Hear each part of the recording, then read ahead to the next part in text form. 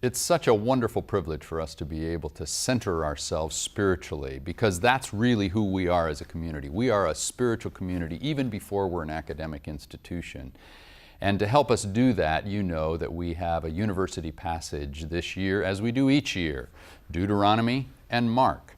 And once a month, we have the opportunity of talking with someone in our community about this university passage, and this year bringing a different perspective from the area in which they work. And this month it's a real joy to have Frank Rojas with us, Vice President at University College. And Frank, you've been at UC now just about half a year, is that right? That's correct. It started July 1st. Fantastic. So we're really glad you're part of this community. And I would love to ask you about the university passage. And as you think about that passage, what is a perspective that you bring from UC, representing largely online students and non-traditional students? And how does this passage inform kind of what you do and helping to lead UC? That's a great question. And as I sit here and think about that, Kevin, I think back to how you opened up and how we're here to serve God first. Before we're an academic institution. And this, as you might be aware, this is my first opportunity working in a Christ-centered, faith-based environment. That's great. And as I was part of my process of onboarding, I kept asking myself, what will that look like? And so the passage of loving God with all your heart, with all your mind, with all your soul, and with all your strength, I think it really speaks to what we do at APU in general in serving God first. And so I started to think about what does that look like and how would that look like at University College. So one of the things that we do pretty regularly, actually every Monday, is we have Donuts and Devotion, and it's a way for us to meet some of the spiritual needs of our UC internal community. And it starts with a devotion, and ironically this Monday it was led by one of our adjunct lecturers, Shannon Hunt, and she talked about this very particular topic and centered the message around giving God first and giving God 100% of your heart, of your mind, of your soul and your strength, and not giving them what's left over. And it really fit within the concept of Thanksgiving. And what I learned and how this helped me in my walk and in my personal development was not only did she encourage us down that path, but she gave us real practical example and a real practical exercise on how we can gauge on how we're serving and giving God 100% in our heart, in our soul, in our strength, and in our mind. And if we were found wanting, encourages us to give more. So I thought that was really helpful from that perspective. Yeah. Now, in terms of our students, the second side of it is love thy neighbor as thyself, as you love yourself. And I started to think about the concept of hope. And I'm sure you're aware that one of the concepts, or one of the purposes of University College is to provide hope. And that supports APU's mission of really furthering the works of God in the world through education and providing students that Christ-centered liberal arts and relevant education. So I started thinking in the concept of hope and how that ties into our students. And you're absolutely right. We do service non-traditional students. Our students are husbands, their wives, their grandparents, they're military, and they may not have the ability to come to an institution like the campus-based program here at Azusa Pacific for a whole host of reasons. But we're their hope. We're their first chance or second chance. We're the university of how many ever chances they need to start and successfully complete their program. And it's more than just putting a program or curriculum online, but it's making it accessible to these students. And we're really concerned about making it accessible on many fronts, but two in particular come to mind is affordability. You might be aware that one of the purposes of University College is to provide a pathway for students to a Christ-centered degree that APU offers.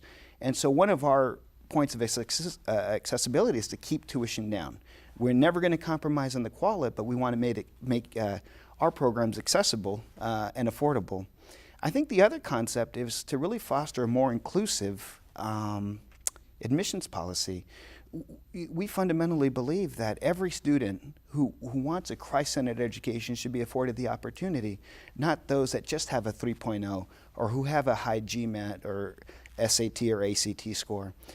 So we like to provide as an inclusive admissions policy and process as we can, but we don't leave it there. It's not just providing them access into the education, but it's providing them access to start and finish their studies as well. One of the things that we significantly invest on, realizing that our students are non-traditional, is a concept of a success coach. Every student is tied with a success coach who helps them start and finish their program. And so I think, to me, that's real good evidence of loving the neighbor as you love yourself. And I have to tell you, I had lunch with a colleague the other day, and we were talking about UC, and we were commenting, you've been here, a handful of months, and we talked about the concept of change. And she said, Frank, most of the time people start with an organization, and they wonder what they can change within the organization.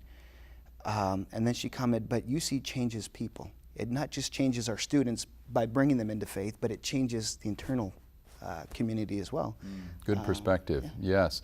So as you see this from kind of a macro perspective, as you look at these passages as one university passage that we're focusing on this year, how do you see that helping us completely as a total community, a university system, a university community, moving forward in that mission of advancing the work of God in the world? Yeah, I think that's a terrific question to think about. And I started to think about this in the context of Jesus and his early ministry.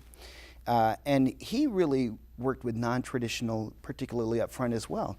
He didn't go to the local synagogue and pick the 12 most affluent, the 12 most academically scholar, the 12 most knowledgeable, and said, come follow me and let us start this ministry. He really went he cut across the grain. He broke mold.